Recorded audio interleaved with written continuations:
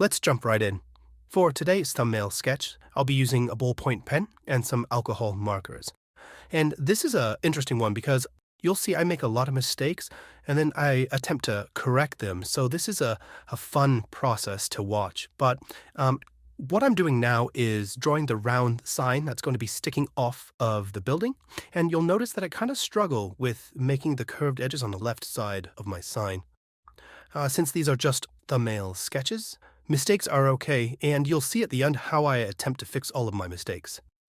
Now I'm just adding some texture to the stonework, kind of a stone brick pattern, and I'll move on to adding some more details to my sign frame. I do want to point out that I really struggled making a clean ellipse, but that's all part of why I practice. It's okay to make mistakes in your sketch, just don't get hung up on it and keep moving forward. Oftentimes you'll find out that as the rest of your drawing comes together, those mistakes become minimized and the overall drawing turns out just fine. I'm going to continue to add details to the sign frame here, just making sure that my lines are following the perspective of the face of the building. And those little half circles you saw me draw are just going to be the illusion of the bolts holding the sign frame to the wall. And you'll see me do that again in a bit here. But it's important to decide how much detail you want to capture in your sketches. Capturing too much detail can be prohibitive to your drawing, but not capturing enough can make it feel unfinished. Now, in just a little bit, you'll see me go back to the sign frame. I'm going to attempt to fix it right here, and the sign has a little bit of a thick frame, so I'm trying to fix my mistake by redrawing these lines to make it more of a three-dimensional appearance. I may have made it worse, but that's fine. I'm going to keep moving forward.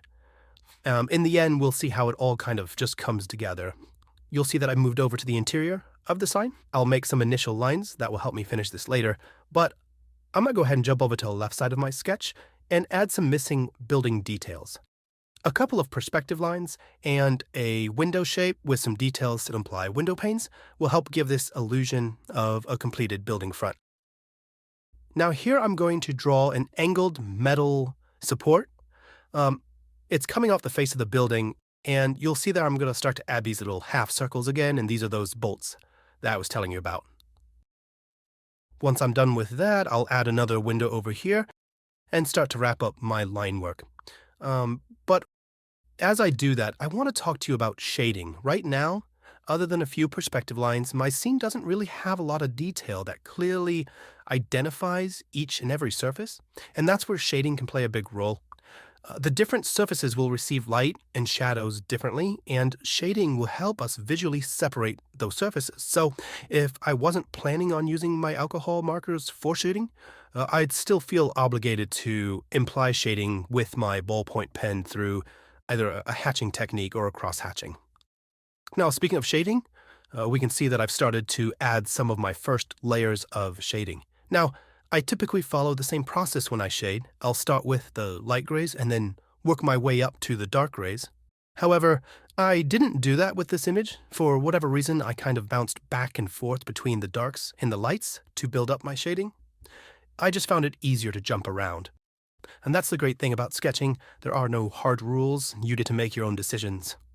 You'll also notice that I am coloring over the same areas multiple times, and that's a nice thing about alcohol markers, is that you can get a little darker tone out of a shade just simply by building up that color.